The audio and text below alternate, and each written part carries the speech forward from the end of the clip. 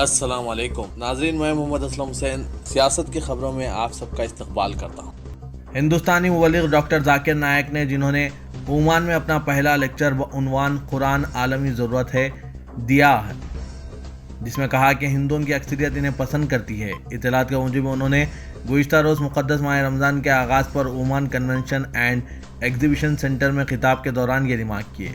उन्होंने कहा कि मसला ये है कि बेशतर हिंदू मुझे पसंद करते हैं, वो मुझे इतना चाहते हैं कि इससे वोट बैंक के लिए मसला पैदा होता है। हिंदुस्तान मेरे प्रोग्राम्स में 50 मिलियन था 100 मिलियन, ख़ास तौर पर बिहार और किशनगंज में लोग आते थे और इनमें 20% गैर मुस्लिम होते थे।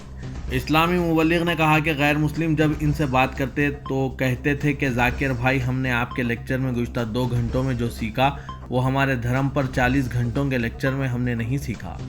ओमान की तकरीब में जाकिर नायक ने याद दहानी कराई कि एक सिख जज मनोन सिंह को इनकी तकारीर में कुछ भी काबिल एतराज़ नहीं मिला, जबकि ईडी 2018 में इनकी जायदाद जब्त करने की कोशिश कर रही थी। जनवरी 2018 में एपीलेट ट्रिब्यूनल PMLA नई दिल्ली के सरबराह जस्टिस मनमोहन सिंह ने ईडी को जाकिर नायक की जायदादों की जब्ती से रोका था। उन्होंने जाकिर नायक का तकाबुल आसाराम बापू से किया था। जाकिर नायक ने कहा कि सिख जज ने मेरे प्रोग्राम्स देखे थे।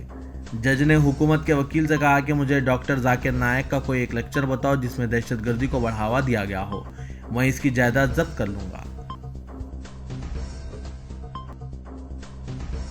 जमात उलमा हिंद के सदर मौलाना महमूद असद मदनी ने सूबे कर्नाटक की हुकूमत की तरफ से मुसलमानों की पसमानदा बरादरियों के लिए 27 सालों से जारी रिजर्वेशन खत्म किए जाने की सख्त मजम्मत की है और इसे मुल्क की जामे तरक्याती पॉलिसी के लिए नुकसानदा करार दिया। मौलाना महमूद मदनी ने कहा कि यह सरकार की दो रुखी पॉलिसी है कि एक तरफ मुल्क के वज़ीर-ए-आज़म पसमानदा मुसलमानों की खैर ख्वाही बातें कर रहे हैं और दूसरी तरफ इनकी सरकार कर्नाटक में मुसलमानों से रिजर्वेशन छीन कर दूसरे तबकों में बांट रही है। मौलाना मदनी ने इस्तेदलाल किया कि मुख्तलिफ सरकारी आदाद-ओ-शुमार और कमीशनों की रिपोर्ट से यह हकीकत रोज़े रोशन की तरह आया है कि भारत के मुसलमान मुआशी और तालीमी तौर पर इंतहाई पसमानदा और तरक्की के सबसे नीचे पायदान पर है।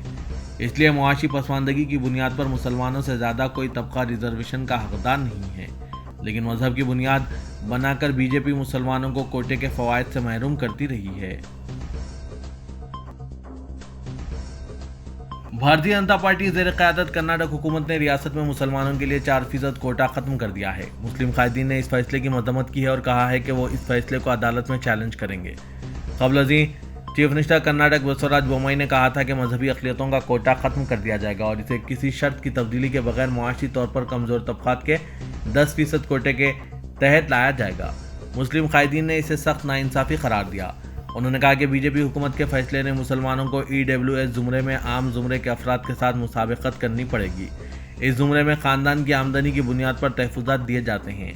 कर्नाटक के बाद सरकर्दा मुस्लिम मजहबी रहनुमाओं ने एक मीटिंग मुनक़्क़िद की जिसमें उन्होंने इस इक़दाम की मज़म्मत करने का फ़ैसला किया और इसका क़ानूनी तौर पर मुकाबला करने का अहद किया। जामा मस्जिद बेंगलुरु के मौलवी मकसूद इमरान ने, जो उलमा कौंसिल के रुकन भी हैं, उन्होंने कहा कि आज मुसलमान तालीम के लिहाज से SC/ST से भी नीचे हैं। आप मुसलमानों पर ढाए जा रहे मज़ालिम से इसका अंदाज़ा कर सकते हैं।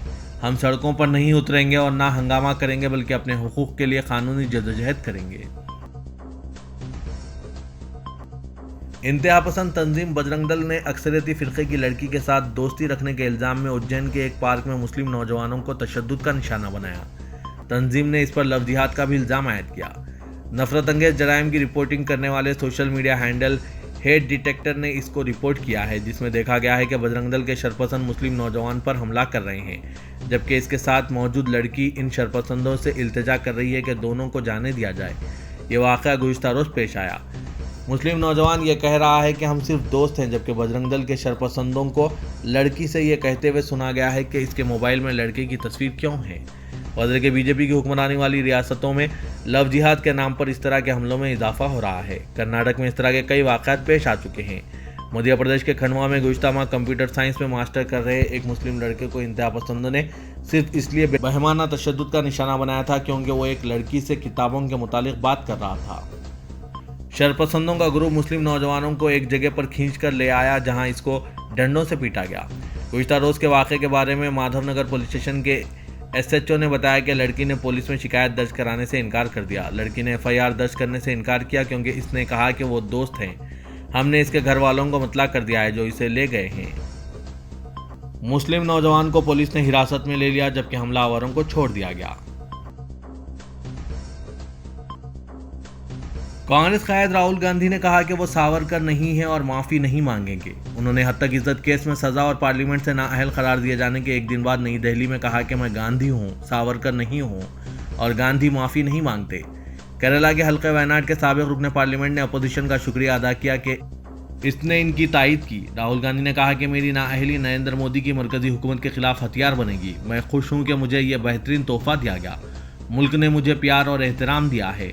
उन्होंने इल्ज़ाम आयद किया कि इन्हें इसलिए नाअहल करार दिया गया कि वज़ीर आज़म पार्लियामेंट में इनकी अगली तकरीर से खौफजदा थे।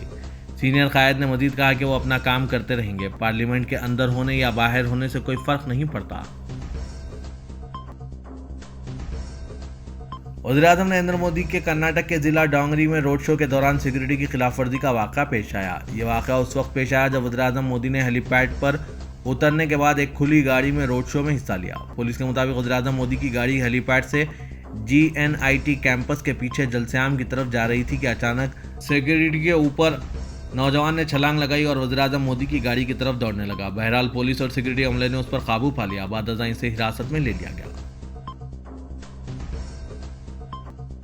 दिल्ली की एक अदालत ने अदाकारा नूरा फतेही की दरख्वास्त की समाअत 22 मई तक मुलतवी कर दी। नूरा ने जैकलिन फर्नांडिस पर इल्ज़ाम आयद किया है कि जैकलिन ने बदनीयती से इन्हें बदनाम करने की कोशिश की। धोखेबाज सुकेश चंद्रशेखर के 200 करोड़ के जबरी वसूली केस में इनका कैरियर बर्बाद करने की कोशिश की है। मरकजी वज़ीर दाखिला अमित शाह ने कहा है कि समंदर में सिक्योरिटी को मजबूत बनाने की जरूरत है, क्योंकि बेशतर मंशियात पाकिस्तान से बरा ईरान, श्रीलंका और अफ्रीका पहुंचते हैं। उन्होंने कहा कि मंशियात पर काबू पाना मरकज़ की ही नहीं बल्कि रियासतों, मुआशरों और शहरियों की भी लड़ाई है। जुनूबी रियासतों और मरकज़ी ज़ेर इंतज़ाम इलाकों के लिए मंशियात की स्मगलिंग और कौमी सयानत पर इलाकाई कॉन्फ्रेंस से खिताब करते हुए अमित शाह ने कहा कि मंशियात की 60-70% स्मगलिंग समंदर ही से होती है। हमें इससे नीचे से ऊपर और ऊपर से नीचे तक निमटना होगा और मंशियात की स्मगलिंग में मुलविस किसी को भी नहीं बख्शना चाहिए। उन्होंने कहा कि जब बड़ी मछली पकड़ी जाती है तो इसके नीचे के नेटवर्क्स की चेन की तहकीकात करने की ज़रूरत है। जब हम मंशियात के आदि फ़र्द को पकड़ते हैं तो हमें इसके सरबराह कुनिंदगान की तहकीकात करनी चाहिए। रियासत बिहार में हिंदू न्यू ईयर पर दरभंगा शहर के मौलागंज इलाके में हिंदू राष्ट्र लिखा हुआ बैनर लगाने के मामले में पुलिस ने VHP लीडर राजू प्रकाश मधुकर को गिरफ्तार कर लिया है।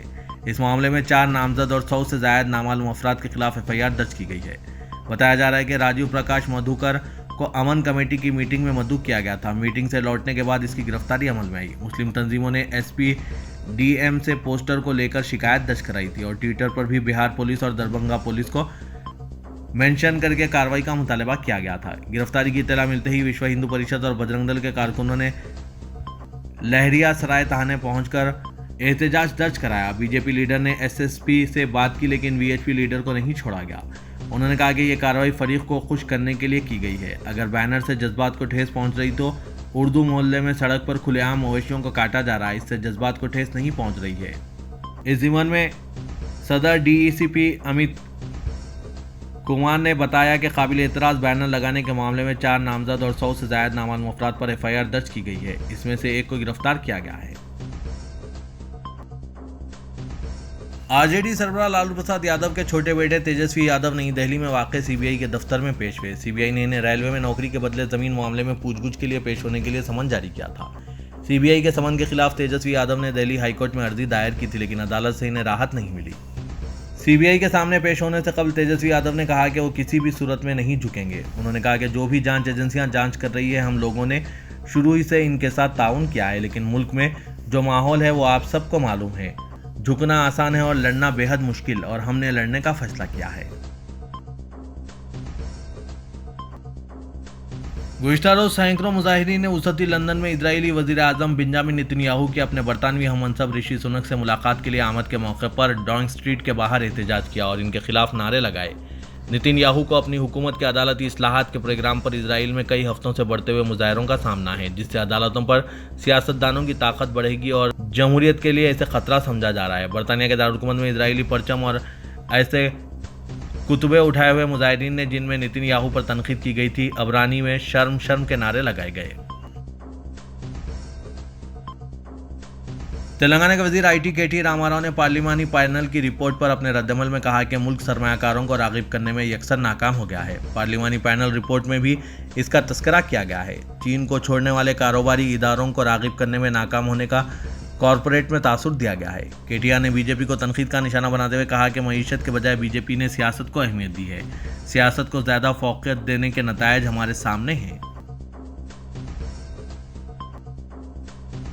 तेलंगाना के वजीर बल्दीनत वनस व शहरी तरक्यात केटी रामाराव ने एलबी नगर में एक फ्लाईओवर का इफ्तिताह किया। इस मौके पर इज़हार ख्याल करते हुए केटी रामाराव ने कहा कि इस फ्लाईओवर को स्ट्रैटेजिक रोड डेवलपमेंट प्रोग्राम के हिस्से के तौर पर 32 करोड़ रुपए की लागत से तामीर किया गया है।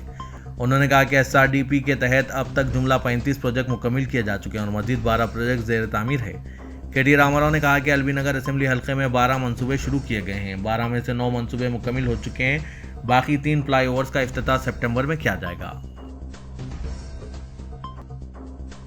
हुकूमत तेलंगाना ने जारिया साल रियासत में बरक़ी शरहों में इजाफा न करने का फैसला किया। डिस्काम्स की सूरत हाल तसल्ली बख्श न होने के बावजूद 2023-24 माली साल के दौरान मौजूदा बरक़ी शरह पर बिल्स वसूल करने का फैसला किया गया।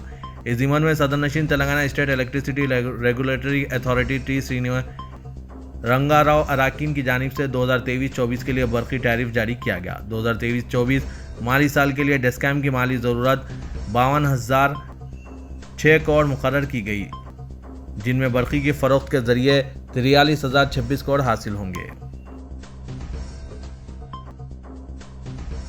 तेलंगाना के वजीर सेहत टी हरीश राव ने अहदेदारों को हिदायत दी है कि वो तेलंगाना के मुख्तलिफ मुकामात पर ज़ेर तामीर 9 नए मेडिकल कॉलेजेस के कामों में तेज़ी लाएँ। हरीश राव ने MCRHRD इंस्टीट्यूट में अहदेदारों के साथ जायजा इजलास में मेडिकल कॉलेजों से मुतालिक कामों की पेशरफ्त का जायजा लिया। इस मौके पर हरीश राव ने कहा कि 9 नए मेडिकल कॉलेजेस के क़याम के एक हिस्से के तौर पर रियासती हुकूमत ने मुख्तलिफ सतहों पर मखलूआ ओहदों को पूरा करने के लिए तकर्रुराती अमल शुरू किया है। उन्होंने कहा कि तकर्रुराती अमल के हिस्से के तौर पर 67 अफराद को पहले ही तरक्यात दी जा चुकी है, जबकि 210 एसोसिएट प्रोफेसर की पोस्टिंग के अहकाम अगले 10 दिनों में जारी कर दिए जाएंगे।